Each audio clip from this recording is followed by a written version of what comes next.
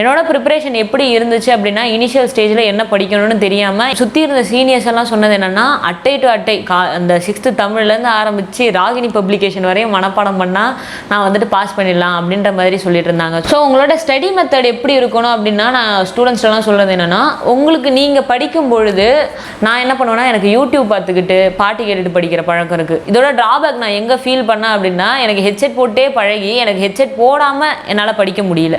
அதாவது ஹெட்செட் தான் என்னோட கான்சன்ட்ரேஷன் அப்படின்ற மாதிரி ஆயிடுச்சு. என்னோட டைம் மேனேஜ்மெண்ட் எப்படி இருக்கும் அப்படின்னா, நான் வந்துட்டு நைட் அவுட். சில பேரெல்லாம் க்ளூவுக்கு க்ளூ வைப்பாங்க. டிஎன்பிஎஸ்சி ஆஸ்பிரன்ஸுக்கும் க்ளூவும் வந்துட்டு பிரிக்க முடியாத ஒன்று. பிரிக்க முடியாதது அப்படின்னா இது 2 தான். ரொம்ப படிச்சுட்டோம், எனக்கு கொஞ்சம் ரிலாக்ஸேஷன் இருக்கணும் அப்படின்னு சொல்லி நீங்கள் நினச்சிங்க அப்படின்னா, நிறைய பேர் சொல்கிறது என்னென்னா, நான் நிறையா படிப்பேன், ஆனால் எனக்கு எவ்வளோ படித்தாலும் மறந்துடுது, மனப்பாடம் பண்ணிக்கிட்டு இருக்கேன், ஆனால் எனக்கு மறந்து போயிடுது. அவங்க கேள்வியிலே பதில் இருக்கும். நான் ப்ரிப்பரேஷனில் எடுத்த உடனே என்ன தப்பு பண்ணேன்னா, நான் எத்தனை தடவை வந்து ஐஎன்எம் படித்தாலும் அத்தனை தடவையும் நான் ஒரு பேப்பரை எடுத்து அதில் என்னென்ன இருக்குது அப்படின்றத எழுதுவேன். நிறைய ஆஸ்பிரண்ட் வந்துட்டு பண்ண தவறுறது இதுதான் நினைக்கிறேன். பார்வையில் பார்க்குறது, நம்ம 1000 விஷயத்தை வந்துட்டு தினமும் பார்வையில் பார்க்குறோம், ஆனால் நமக்கு எதுவுமே ஞாபகம் இருக்காது. இதே ஒரு விஷயத்தை நம்ம எழுதணும்னா 1வது 2வது 3வது 4வது அந்த மாதிரி படிச்சுட்டு தான் நீங்கள் 12வதுக்கு போயிருப்பீங்க. 12வது எடுத்தவொன்னே நம்ம படிச்சிருக்க மாட்டோம். டிகிரி எடுத்தவொன்னே 3 வயசுலேயே போய்ட்டு நம்ம டிகிரி படிக்க போகிறது கிடையாது. ஏன்னா நான் ஒரு பெரிய ஸ்டடி ஹால் செட்டப்லையுமே இருந்துட்டு வந்திருக்கேன். அங்கே இருக்கிறவங்க எல்லாருமே ஜஸ்ட் ஒரு புக்கு, ஒரு ஹைலைட்டரை வச்சுட்டு ஹைலைட் பண்ணிக்கிட்டு இதுதான் அவங்களுடைய ஓன் நோட்ஸ் அப்படின்ற மாதிரி இருக்காங்க. படித்து முடிச்சு இப்போ வேலைக்கு போக போகிறேன். இப்போ என் மைண்டில் வர்றது என்னென்னா, நம்ம என்ன தான் படித்தாலும் யூத் பேப்பரின் இனிய வணக்கம். யூத் பேப்பர் நண்பர்களுக்கு வணக்கம். என் பேர் ஷம்மா பர்வின். நான் இப்போ நடந்த குரூப் 4 எக்ஸாமில் VAO போஸ்ட் எடுத்திருக்கேன். இப்போது ரீசெண்டாக நடந்த குரூப் 1 குரூப் 2 எக்ஸாம்லேயும் மெயின்ஸ் எழுதி அதோட ரிசல்ட்டுக்காக வெயிட் பண்ணிக்கிட்டு இருக்கேன். நான் 2 தடவை குரூப் 1 ப்ரிலிம்ஸ் பாஸ் பண்ணியிருக்கேன். இந்த தடவை குரூப் 1 மெயின்ஸ் எழுதியிருக்கேன். நான் வந்துட்டு TNPSC ப்ரிப்பரேஷன் அப்படின்னு சொல்லி ஸ்டார்ட் பண்ணும்பொழுது பெருசாக எந்த கோச்சிங்க்கும் போனது கிடையாது. என்னோட ப்ரிப்பரேஷன் என்னோட ஓனாக தான் இருந்தது. குரூப் 1 ப்ரிலிம்ஸ் முடிஞ்சதுக்கப்புறம் மெயின்ஸ் மட்டும் சென்னையில் போய் படித்தேன். பட் எனக்கு அந்த இது கிளியர் ஆகலை. ஸோ அதுக்கப்புறம் கண்டினியூஸாக நடந்த குரூப் 4ம் சரி குரூப் 2ம் சரி நான் என்னோட ஓன் ப்ரிப்பரேஷனில் தான் பண்ணேன். மற்ற இன்ஸ்டிடியூட்டோட டெஸ்ட் பேட்ச் எல்லாமே வந்துட்டு நான் யூஸ் பண்ணி டெஸ்ட்டு மட்டும் போட்டுட்டு இருந்தேன். பட் ப்ரிப்பரேஷன் வந்துட்டு நானாக தான் பண்ணிகிட்டு இருந்தேன். ஸோ நான் TNPSCக்கு முன்னாடி வரும்பொழுது நான் பார்த்தது என்னென்னா, ஸ்கூல் புக்கை வந்துட்டு அட்டை டு அட்டை மனப்பாடம் பண்ணால் பாஸ் பண்ணிடலாம். ஏன்னா நான் 2018 நடந்த குரூப் 2மே வந்துட்டு ட்ரை பண்ணேன். அப்போ வந்து என்னை சுற்றி இருந்த சீனியர்ஸ் எல்லாம் சொன்னது என்னென்னா, அட்டை டு அட்டை அந்த 6th தமிழ்லேருந்து ஆரம்பித்து ராகினி பப்ளிகேஷன் வரையும் மனப்பாடம் பண்ணால் நான் வந்துட்டு பாஸ் பண்ணிடலாம் அப்படின்ற மாதிரி சொல்லிட்டு இருந்தாங்க. ஸோ அதெல்லாம் தேவையே கிடையாது. அது வந்துட்டு நான் உள்ளே வரதுக்கு முன்னாடி நான் பார்த்தது. நான் படிக்கும்பொழுது என்னத்தை ஃபேஸ் பண்ணேன்னா, நம்ம எல்லாமே படிக்க வேணாம் அப்படின்றத வந்துட்டு எனக்கு நானே புரிஞ்சுக்கிட்டேன். படித்து முடிச்சு இப்போ வேலைக்கு போக போகிறேன். இப்போ என் மைண்டில் வர்றது என்னென்னா, நம்ம என்ன தான் படித்தாலும் அந்த இடத்துல வந்துட்டு நம்ம சமாளிக்கிறது மட்டும்தான் நம்மளுடைய ப்ரிப்பரேஷனை வந்துட்டு ஃபுல்ஃபில் பண்ணும். ஸோ இது 3 தான் வந்துட்டு நான் ப்ரிப்பரேஷனில் எனக்கு தெரிஞ்சுக்கிட்டது. என்னோடய ப்ரிப்பரேஷன் எப்படி இருந்துச்சு அப்படின்னா, இனிஷியல் ஸ்டேஜில் என்ன படிக்கணும்னு தெரியாமல் என்கிட்ட புக்ஸும் கிடையாது. என்கிட்ட ஒரே ஒரு லேப்டாப் இருந்தது. எந்த ஹார்ட் காப்பியுமே கிடையாது. ஜஸ்ட்டு அந்த லேப்டாப்பில் நான் வந்து புக்ஸ் எல்லாத்தையுமே 6th to 12th புக்கை வந்துட்டு ஃபஸ்ட்டு டவுன்லோட் பண்ணி வச்சுருந்தேன். சோஷியல் சயின்ஸ் எடுத்தேன்.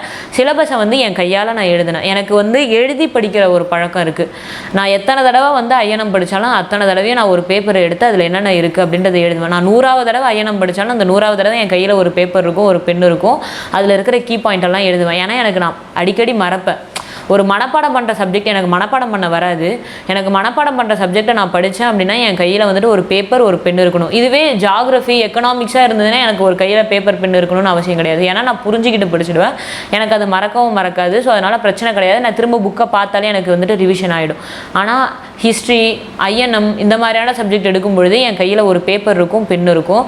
நான் வந்து எனக்கு தேவையான நோட்ஸை வந்து என் கையால் நானே எழுதுவேன். அதில் என்னென்ன கீ பாயிண்ட்ஸ் இருக்குது என்னன்றதை நான் எழுதுவேன். நிறைய ஆஸ்பிரண்ட் வந்துட்டு பண்ண தவறுறது இதுதான் நினைக்கிறேன். ஏன்னா நான் ஒரு பெரிய ஸ்டடி ஹால் செட்டப்லையுமே இருந்துட்டு வந்திருக்கேன். அங்கே இருக்கிறவங்க எல்லாருமே ஜஸ்ட் ஒரு புக்கு, ஒரு ஹைலைட்டரை வச்சுட்டு ஹைலைட் பண்ணிக்கிட்டு இதுதான் அவங்களுடைய ஓன் நோட்ஸ் அப்படின்ற மாதிரி இருக்காங்க. உங்கள் நோட்ஸை வந்துட்டு நீங்கள் எதை படிக்கிறீங்களோ முதல்ல அதை படிங்க. அதை படிச்சுட்டு அதில் என்ன சொல்லியிருக்காங்க அப்படின்றத முதல்ல உள்வாங்கிக்கோங்க. உள்வாங்கிட்டு உங்களுடைய லாங்குவேஜில் அதை எழுதுங்க. நான் என்னோட நோட்ஸ் எப்படி இருக்குன்னா, தமிழ், இங்கிலீஷ் 2மே கலந்துருக்கும். நம்ம நார்மலாக பேசுகிற தமிழ்லேயே தான் இருக்கும் என்னோட நோட்ஸ். ஏன்னா நான் படிக்கும் பொழுது எனக்கு அது புரியணும். என் நோட்ஸுன்றதை அடுத்தவங்க புரியணும் அப்படின்றதுக்காக கிடையாது. என் நோட்ஸ் எனக்கு புரியணும். எனக்கு புரிஞ்சாலே அது எனக்கு போதும். அப்படின்றதுனால எனக்கு புரிகிற லாங்குவேஜில், அது இங்கிலீஷில் இருக்கும், தமிழில் இருக்கும், செந்தமிழில் இல்லாமல் சாதாரண தமிழ்லையுமே இருக்கும். ஸோ அதனால் உங்களுடைய நோட்ஸை எப்போவுமே நீங்களே ப்ரிப்பேர் பண்ணுங்கள். முடிஞ்ச அளவுக்கு எழுதி படிச்சிங்கன்னா உங்களுக்கு மறக்காது. வெறுமனையாக மனப்பாடம் பண்ணாதீங்க. உங்களுக்கு தெரியலன்னா அதை போயிட்டு அந்த டாப்பிக்கை போயிட்டு நீங்கள் கூகுளில் போட்டிங்கன்னா அழகாக வந்துட்டு ஒரு யூடியூப்பில் வந்துட்டு ஒரு வீடியோ வந்துடும். அந்த வீடியோவை பார்த்தீங்கன்னா உங்களுக்கு இன்னும் கான்செப்ட் நல்லா புரியும். இல்லை எனக்கு படிக்கிறதுக்கு இனிஷியல் ஸ்டேஜில் புக் எடுத்து படிக்கிறதுக்கு எனக்கு கஷ்டமாக இருக்குது அப்படின்னா நிறையா யூடியூப்பில் வந்து அந்த லெசனை எடுத்திருப்பாங்க. இப்போ தமிழில் வந்துட்டு 6th ஸ்டாண்டர்டில் ஒரு லெசன் இருக்குன்னா அந்த லெசனையே வந்துட்டு யூடியூப் சேனலில் யாராவது ஒரு ஆள் எடுத்திருப்பாங்க. அந்த லெசன் நேமை போட்டிங்கன்னா கண்டிப்பாக அந்த கிளாஸோட வீடியோ வந்துடும். அந்த கிளாஸோட வீடியோவை பார்த்துட்டு அதுக்கப்புறம் நீங்கள் போய் படிச்சிங்கன்னா ஈஸியாக வந்துட்டு உங்களுக்கு புரியும். இந்த மெத்தட் தான் நான் எப்போவுமே யூஸ் பண்ணுவேன். ஏன்னா எனக்கு ஹிஸ்ட்ரி, ஏன்ஷியன்ட் மெடிவல் ஹிஸ்ட்ரிலாம் எனக்கு ரொம்ப மனப்பாடமாக தெரியாது. அதனால் நான் என்ன பண்ணுவேன்னா அது ரிலேட்டடாக இருக்கிற டாப்பிக்கை நேராக யூடியூப்பில் போய் போட்டு பார்த்துட்டு அவங்க சொல்கிற கிளாஸை வந்துட்டு ஒரு தடவை நோட்ஸ் எடுப்பேன். அதுக்கப்புறமா அதை வந்து ஸ்கூல் புக்கில் ரெஃபர் பண்ணுவேன். அதை வந்துட்டு என் கையால் நோட்ஸ் எடுப்பேன். ஸோ முடிஞ்ச அளவுக்கு உங்களோட நோட்ஸை உங்கள் கைப்பட எழுதுனீங்கன்னா எழுத்துக்கும் மனசுக்கும் கையுக்கும் மனசுக்கும் டேரெக்டாக தொடர்பு இருக்குது அப்படின்னு சொல்லுவாங்க. நீங்கள் எவ்வளோத்துக்கு எவ்வளோ எழுதுறீங்களோ அவ்வளோத்துக்கு எவ்வளோ உங்கள் மனசில் பதியும். வெறுமனையாக பார்வையில் பார்க்குறது, நம்ம 1000 விஷயத்தை வந்துட்டு தினமும் பார்வையில் பார்க்குறோம், ஆனால் நமக்கு எதுவுமே ஞாபகம் இருக்காது. இதுவே ஒரு விஷயத்தை நம்ம எழுதணும்னா அது நம்ம மனசில் வந்துட்டு பதிஞ்சிடும். அதனால் முடிஞ்ச அளவுக்கு எழுதி உங்களோட மனசில் பதிய வைக்க பாருங்கள். மனப்பாடம் பண்ணுற மாதிரியான சப்ஜெக்டாக இருந்ததுன்னா, புரிகிற மாதிரியான சப்ஜெக்டாக இருந்ததுன்னா உங்களுக்கு தெரிஞ்சவங்கள்ட்ட போயிட்டு கேளுங்க. யூடியூப் சேனலில் போய்ட்டு அது ரிலேட்டடான வீடியோவை பார்த்து கற்றுக்கோங்க. ஸோ இப்படி படிச்சிங்கனாலே வந்துட்டு உங்களுக்கு மறக்காது, ஈஸியாக சிலபஸையுமே கவர் பண்ணலாம். நான் வந்து ப்ரிப்பரேஷனில் இருந்தப்போ புக்ஸுனால என்னென்னு தெரியாதப்போ ஃபஸ்ட்டு எப்போவுமே ஒரு மேம்போக்காக ஒரு ரீடு விடுவேன். 6th-லேருந்து 12th வரையும் இருக்குன்னா எல்லாத்தையும் ஒரு ஃபஸ்ட் ரீட் விடுவேன். ஃபஸ்ட் ரீடில் வந்துட்டு இம்பார்ட்டண்ட்டான கீ பாயிண்ட்ஸ் எல்லாம் வந்துட்டு ஹைலைட் பண்ணி வச்சுடுவேன். அதுக்கப்புறம் அதை எடுத்து எழுதி வச்சுடுவேன். செகண்ட் ரீடில் வந்துட்டு என்னோட நோட்ஸையும் புக்கையும் கம்பேர் பண்ணி படிக்க ஆரம்பிப்பேன்.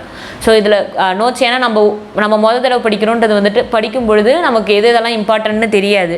நம்ம சில பாயிண்ட்ஸை எழுதியிருப்போம், சில பாயிண்ட்ஸை வந்துட்டு விட்டுருப்போம். அதனால் திரும்ப என்னோட நோட்ஸை எடுத்து வச்சுட்டு 2வது ரீட் பண்ணுவேன்.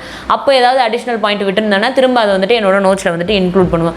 3வது தடவையும் படிக்கும்பொழுது என்னோட நோட்ஸையும் புக்கையும் வச்சு ரெஃபர் பண்ணுவேன். ஏன்னா எனக்கு வந்து ஒரு எண்ணம் இருக்குது, எப்போவுமே நான் 100% கரெக்டாக இருக்கணும்னு அவசியமே கிடையாது. அதனால் நான் ரிவிஷன் பண்ணும்பொழுது என் கையில் என்னோட நோட்ஸ் இருக்கும், என்னோட புக்கும் இருக்கும். நான் ஏதோ ஒரு இடத்துல தூக்க கழகத்தில் கூட தப்பாக எழுதியிருப்பேன். அதனால் அந்த இடத்துல கூட தப்பு பண்ணக்கூடாதுன்றதுக்காக சைட் பை சைட் நான் புக்கை வச்சு ரெஃபர் பண்ணிப்பேன். நீங்களும் இந்த மாதிரி படிங்க. ஃபஸ்ட்டு உங்களோட ஸ்கூல் புக்ஸை முடிங்க.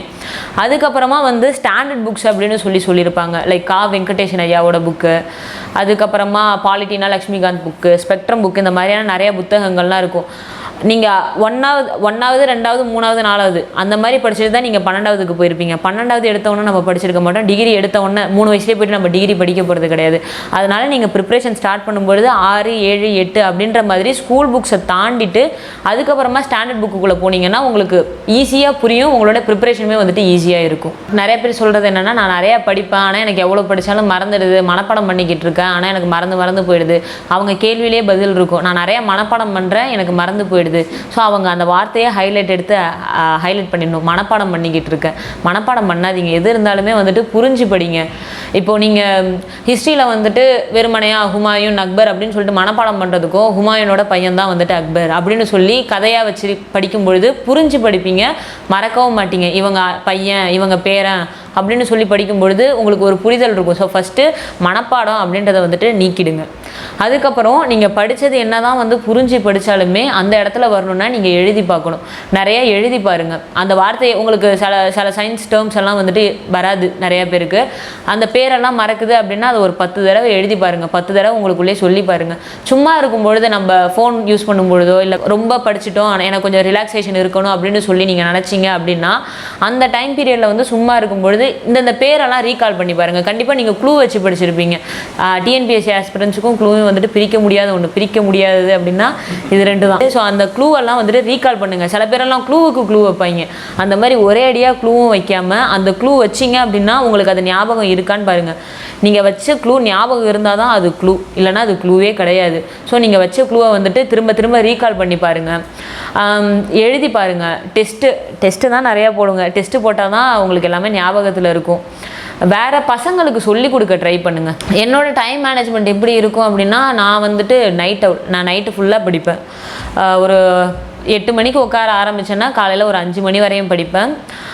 5 மணிக்கு திரும்ப தூங்கிடுவேன். 5 மணியில் இருந்துட்டு ஒரு 9 மணி வரையும் தூங்கிட்டு அதுக்கப்புறம் வீட்டில் இருக்க ஒர்க்கெல்லாம் பார்த்துட்டு மதியம் சாப்பிட்டுட்டு மெதுவாக ஒரு 3 மணி போல் தான் புக் எடுப்பேன். நைட் டைம் நான் எதுக்காக சூஸ் பண்ணேன் அப்படின்னா, பகல் டைமில் வந்துட்டு பிரதர்ஸ், அம்மா, அப்பா ஏதாவது ஒரு வேலை சொல்லுவாங்க. என்னால் ஒரு இடத்துல வந்து உட்காந்து கண்டிப்பாக படிக்கவே முடியாது. ஏன்னா எனக்கே திடீர்னு அவங்க டிவி பார்க்கும்பொழுது இதில் என்ன ஓடுது அப்படின்னு சொல்லிட்டு எனக்கே ஒரு கட்டத்தில் போய் டிவி பார்க்கலாம் அப்படின்ற ஒரு ஆசை வந்துடும். அதுக்கு நான் பகலில் அவங்க கூட உட்காந்து டிவி பார்த்துடுறேனே அப்படின்ற ஒரு எண்ணம் வந்துடும். அவங்க கூட டைம் ஸ்பெண்ட் பண்ணலாமேன்னு இருக்கும். நைட்டு எல்லாம் அவங்க தூங்கினதுக்கப்புறம் யாரும் ஒர்க்கும் சொல்ல போகிறது கிடையாது, எனக்கு எந்த டிஸ்ட்ராக்ஷனும் இருக்க போகிறது கிடையாது. எனக்கு டிஸ்ட்ராக்ஷன் வந்ததுன்னா அது நானாக ஏதோ ஒன்று க்ரியேட் பண்ணாதான். ஸோ முடிஞ்ச அளவுக்கு நான் எக்ஸாமில் ஃபோக்கஸாக இருக்கும்போது எனக்கு நானே டிஸ்ட்ராக்ஷனை வந்துட்டு க்ரியேட் பண்ணிக்க மாட்டேன். அதனால் நான் வந்துட்டு நைட் டைமை சூஸ் பண்ணேன். ஆனால் உங்களுக்கு வந்துட்டு மார்னிங் டைம், ஏர்லி மார்னிங் 4 மணி அதெல்லாம் உங்களுக்கு பெஸ்ட்டான டைமாக இருந்ததுன்னா நீங்கள் அதை சூஸ் பண்ணிக்கோங்க. ஒவ்வொரு ஆளுக்குமே வந்துட்டு ஒவ்வொரு ஸ்டடி ஸ்டைல் இருக்கும். நீங்கள் உங்களோட ஸ்டடி ஸ்டைல் எதுவோ அதை வந்துட்டு சூஸ் பண்ணிக்கோங்க. எனக்கு வந்துட்டு நைட் டைம் தான் யூஸ் ஆகிடுச்சு. இந்த நைட் டைமே வந்துட்டு நான் எப்படி பிரித்தேன் அப்படின்னா, ஃபஸ்ட்டு படிக்க என்ன ஒரு 2 ஹார்ஸ் வந்துட்டு நேற்று என்ன படித்தேன் அப்படின்றத வந்துட்டு ரீகால் பண்ணுவேன். அதுக்கப்புறம் இருக்கிற ஒரு 5 ஹார்ஸ் வந்துட்டு என்ன பண்ணுவேன்னா, இன்றைக்கி நான் என்ன படிக்க போகிறேன் அப்படின்றத படிப்பேன். முடிச்சதுக்கப்புறம் இன்றைக்கி ஃபுல்லாக என்ன படித்தேன் அப்படின்றத வந்துட்டு திரும்ப ஒரு ஷார்ட்டாக ஒரு 1 ஹவரில் வந்துட்டு ரிவிஷன் பண்ணி முடிப்பேன். கடைசியாக ஒரு டெஸ்ட்டு போட்டு பார்ப்பேன். நான் வந்து நிறைய டெஸ்ட்டு போட்டு பார்ப்பேன். குரூப் 4 எக்ஸாம் வந்து ஒரு 15 டேஸ்க்கு முன்னாடி 15 டேஸில் வந்துட்டு ஒரு டெஸ்ட் பேட்ச் கண்டக்ட் பண்ணாங்க ஒரு இன்ஸ்டிடியூட்டில். அந்த இன்ஸ்டிடியூட்டில் இருக்க 15 டெஸ்ட்டுமே வந்துட்டு 15 நாளும் கண்டினியூஸாக போட்டேன். ஸோ டெஸ்ட்டை மட்டும் என்றைக்குமே குவிட் பண்ணிடாதீங்க. உங்களுக்கு டெஸ்ட் பேப்பர் கிடைக்கல, கொஷின் பேப்பர் கிடைக்கலனாலும் உங்களோட கொஷினை நீங்களாவே மேக் பண்ணி அந்த கொஷினுக்கு வந்து நீங்கள் டெஸ்ட் போட்டு பாருங்கள். அதுதான் பெட்டரான ஐடியா. நான் ப்ரிப்பரேஷனில் எடுத்த உடனே என்ன தப்பு பண்ணேன்னா, ஸ்டார்டிங்கில் நான் சொன்னேன் நான் எழுதி படிப்பேன்னு சொன்னேன். ஆனால் நான் இனிஷியல் ஸ்டேஜில் வந்துட்டு நான் எழுத மாட்டேன். வெறுமனையாக புக்கை மட்டும் ஒரு ரீட் விட்டுருவேன். வெறுமனையாக படிச்சுட்டு நான் டெஸ்ட் போட்டு பார்க்கும்பொழுது எனக்கு அந்த பாயிண்ட் புரியாது. இதை நம்ம படிச்சுட்டு வந்தோமே, எனக்கு கிளியராக தெரியலேன்னு சொல்லிட்டு என்னை நானே டவுட் பண்ண ஆரம்பிச்சிட்டேன். அதுக்கப்புறம் தான் தெரிஞ்சுது நீ சரியாக படிக்கலை. அப்போ தெளிவாக இருக்குது இந்த பாயிண்ட். நான் அந்த லெசனை அப்போ தான் படிச்சுட்டு போயிட்டு அந்த டெஸ்ட்டும் எழுதுவேன். அப்போ படிச்சுட்டு போனப்போ வந்து எனக்கு அந்த டெஸ்ட்டில் வந்துட்டு நான் தப்பான நிறையா கொஷின்ஸ்லாம் விட்டு வந்திருப்பேன். இந்த லெசனை இப்போ தானே ஒரு 1/2 மணி நேரத்துக்கு முன்னாடி தானே படித்தேன் அப்படின்னு சொல்லிட்டு என்னை நானே கேள்வி கேட்பேன். அப்போ தான் தெரியும் நம்ம சரியாக படிக்கலை அப்படின்றது. ஸோ படிக்கும்பொழுது ஃபுல் கவனத்தையுமே வந்துட்டு உங்கள் புக்கு மேலே வச்சு படிக்கணும். ஃபோன் யூஸ் பண்ணுறது அதெல்லாம் பண்ணுவீங்க. சில பேர் வந்துட்டு ஃபோன் பாட்டு கேட்டுட்டு படிப்பீங்க. நான் என்ன பண்ணுவேன்னா, எனக்கு யூடியூப் பார்த்துக்கிட்டு பாட்டு கேட்டுட்டு படிக்கிற பழக்கம் இருக்குது. கொஞ்ச நாள் என்ன பண்ணேன்னா, அந்த ஹெட்செட் எல்லாத்தையும் கழட்டி வச்சுட்டு படிக்கும்பொழுது, அதாவது நான் அந்த சப்ஜெக்டை ஃபஸ்ட்டு டைம் படிக்கிறேன் அப்படின்னா எந்த ஒரு கான்சன்ட்ரேஷனுமே வந்துட்டு செதறாத வகையில் ஃபோனை எல்லாத்தையுமே ஓரமாக வச்சுட்டு ஃபஸ்ட்டு டைம் படிக்கும்பொழுது நான் டீப்பாக படிச்சிடுவேன். கொஞ்சம் அமைதியான சுச்சுவேஷனில் டீப்பாக படிப்பேன். இல்லை எனக்கு ஹெட்செட் போட்டால் தான் படிக்க முடியும் அப்படின்னா அந்த சைலண்ட்டாக பேக்ரவுண்ட் மியூசிக் இருக்கும்ல, வெறுமனையாக பாட்டு எதுவும் இல்லாமல் பேக்ரவுண்ட் மியூசிக்கை மட்டும் போட்டு விட்டுட்டு நான் அந்த மியூசிக்கை ஃபோக்கஸாக வச்சுட்டு நான் கான்சன்ட்ரேட் பண்ணி படிக்க ஆரம்பிச்சிடுவேன். ஆனால் அதில் என்ன ஒரு நெகட்டிவ் என்னென்னா, நானே யோசிச்சது என்னென்னா, இது இல்லாமல் படித்தா நம்மளுக்கு வந்துட்டு இன்னும் ப்ரொடக்டிவிட்டி அதிகமாக இருக்குமோ அப்படின்றத நானே யோசிச்சிருக்கேன். ஆனால் வந்துட்டு அதை என்னால் விட முடியல. ஆனால் இதோட ட்ராபேக் நான் எங்கே ஃபீல் பண்ணேன் அப்படின்னா, எனக்கு ஹெட்செட் போட்டே பழகி எனக்கு ஹெட்செட் போடாமல் என்னால் படிக்க முடியல.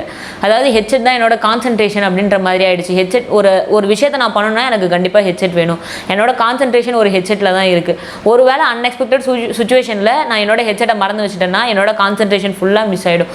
அதனால் எப்போவுமே உங்களுடைய கான்சன்ட்ரேஷனை ஒரு பொருள் மேலே எப்போவுமே வச்சிடாதீங்க. அது இருந்தால் தான் என்னால் இது பண்ண முடியும் அப்படின்னு சொல்லி ஒரு பொருளை வந்துட்டு டிபெண்ட் பண்ணிடாதீங்க. நான் வந்துட்டு ஹெட்செட்டை டிபெண்ட் பண்ணேன்.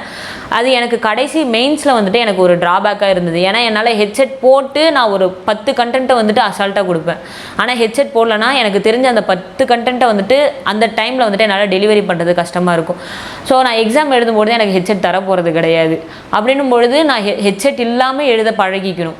முடிஞ்ச அளவுக்கு இந்த டிஸ்ட்ராக்ஷன்ஸ் எல்லாம் என்னதான் உங்களுக்கு அது வந்துட்டு இன்னொரு ஆர்கனாக இருந்தாலுமே இது இல்லாமல் வந்துட்டு உங்களுடைய ஒர்க்கை வந்துட்டு பண்ண ட்ரை பண்ணுங்கள். ஒரு கட்டத்தில் வந்துட்டு தோணும், ஒரு வேளை நம்ம அது பண்ணதுனால தான், ஹெட்செட் போட்டு படித்ததுனால தான் நமக்கு இன்னும் கொஞ்சம் மார்க் குறைஞ்சிடுச்சோ, நம்ம இன்னும் கொஞ்சம் ஃபுல் ஃப்ளெஜ்டாக ஹெட்செட் போட்டே நான் இவ்வளோ கான்சன்ட்ரேட்டடாக படிக்கிறேன்னா இது இல்லைன்னா நான் இன்னும் எவ்வளோ கான்சன்ட்ரேட்டடாக படிப்பேன் அப்படின்றது வந்துட்டு எனக்கே நிறைய தடவை தோணிருக்கு. ஸோ உங்களுக்கு இந்த மாதிரி ஏதோ ஒரு கேஜெட்ஸ் வந்துட்டு படிக்கும்பொழுது உங்கள் பக்கத்தில் இருந்ததுன்னா, அது இருந்தால் தான் உங்களுக்கு ஃபோக்கஸாக இருக்கும் அப்படின்னு நீங்கள் நினச்சிங்கன்னா அது ஒரு 10 நாளைக்கு தூரமாக வச்சுட்டு இது இல்லைன்னா நம்ம ஃபோக்கஸ் இன்னும் எப்படி இருக்குன்றதை பாருங்கள். கண்டிப்பாக அது இல்லைன்னா உங்களுடைய ஃபோக்கஸ் வந்துட்டு இப்போ இருந்ததை விட டபுள் த டைம் பெஸ்ட்டாக தான் இருக்கும். ஸோ முடிஞ்ச அளவுக்கு உங்களுடைய டிஸ்ட்ராக்ஷன்ஸ் எல்லாம் தூரமாக வச்சுட்டு ஃபோக்கஸாக இருக்க பாருங்கள். அது என்ன தான் உங்களுக்கு ஃபோக்கஸை க்ரியேட் பண்ணாலுமே. ஸோ ஃபஸ்ட்டு டைம் படிக்கும்பொழுது எவ்வளோத்துக்கு எவ்வளோ அந்த வார்த்தையில் கவனமாக படிக்கிறீங்க, எவ்வளோத்துக்கு எவ்வளோ அந்த வார்த்தைகளில் கான்சன்ட்ரேட் பண்ணுறீங்களோ அவ்வளோத்துக்கு அவ்வளோ உங்களோட நோட்ஸ் வந்துட்டு பெட்டராக இருக்கும். ஸோ உங்களோட ஸ்டடி மெத்தட் எப்படி இருக்கணும் அப்படின்னா, நான் ஸ்டூடெண்ட்ஸ்லாம் சொல்கிறது என்னென்னா, உங்களுக்கு நீங்கள் படிக்கும் பொழுது ஒரு கொஷினை ஒரு டாபிக் வந்துட்டு படிக்கிறீங்க அப்படின்னா ஃபஸ்ட்டு டைம் நீங்கள் அதை படிக்கும்பொழுது ஹேண்ட் ரிட்டன் நோட்ஸ் எடுத்து வச்சுக்கோங்க. அதுக்கப்புறம் அதை வந்து ஒரு 3 நாளைக்கு ஒரு தடவை பரட்டி பாருங்கள். 3 நாள் பரட்டி பார்த்ததுக்கப்புறம் உங்களுக்கு இன்னும் கொஞ்சம் நல்ல மனப்பாடமாக இருக்கும். அதுக்கப்புறம் வீக்லி ஒன்ஸ் வந்துட்டு அதை பரட்டி பாருங்கள். அப்புறம் 2 வாரத்துக்கு ஒரு தடவை அந்த நோட்ஸை நீங்கள் எடுத்த ஹேண்ட் ரிட்டன் நோட்ஸை பரட்டி பாருங்கள்.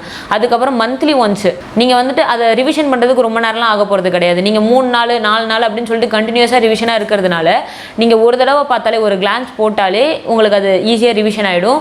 ஒரு 2 மணி நேரம் உட்காந்து நீங்கள் படித்ததை திரும்ப வந்துட்டு ஒரு 5 நிமிஷத்துலேயே ரிவிஷன் பண்ணிடலாம். இப்போ நீங்கள் ரிவிஷன் விட்டுட்டீங்க, நான் ரிவிஷன் பண்ணலை அப்படின்னா, இப்போ ஐஎன்எம்ல வந்துட்டு காந்தியன் வருகை அப்படின்னு சொல்லி ஒரு சப்ஜெக்ட் இருக்குது, ஒரு பாடம் இருக்குது அப்படின்னா அந்த பாடத்தை வந்து நீங்கள் 2 மணி நேரம் உட்காந்து நோட்ஸ் எடுத்திருப்பீங்க. அந்த 2 மணி நேரம் உங்களுக்கு கம்ப்ளீட்டாக வந்து நோட்ஸுக்காக டைம் ஸ்பெண்ட் பண்ணியிருப்பீங்க. ஆனால் அதை ரிவிஷன் பண்ணாமல் விட்டதுனால திரும்ப ஒரு மாதம் கழிச்சு எடுக்கும்பொழுது காந்தியன் வருகையை மறுபடியும் முதல்ல இருந்தால் படிப்பீங்க. அகைன் உங்களுக்கு அந்த 2 மணி நேரம் வேஸ்ட்டு. அப்போ ஆல்ரெடி போட்ட ஒரு 2 மணி நேரம், இப்போ உள்ள ஒரு 2 மணி நேரம் சேர்த்து ஒரு 4 மணி நேரம் வேஸ்ட் ஆகிருக்கும். நீங்கள் அதை பண்ணவே பண்ணாதீங்க. இப்போ காந்தியன் வருகை அப்படின்னு சொல்லிட்டு ஒரு லெசனை வந்து நீங்கள் படிக்க ஆரம்பிச்சிங்கன்னா அந்த லெசனை பற்றி ஒரு நோட்ஸ் எடுங்க. அது 2 நாளைக்கு ஒரு தடவை, 3 நாளைக்கு ஒரு தடவை, வீக்லி ஒன்ஸ் பரட்டி பார்க்கும்பொழுது அந்த 2 மணி நேரம் டைமிங் அப்படியே தான் இருக்கும். நீங்கள் ரிவிஷன் பண்ணும்பொழுது ஒரு 5 நிமிஷம் மட்டும் கூடுதலாக ஸ்பெண்ட் பண்ணுற மாதிரி இருக்கும்.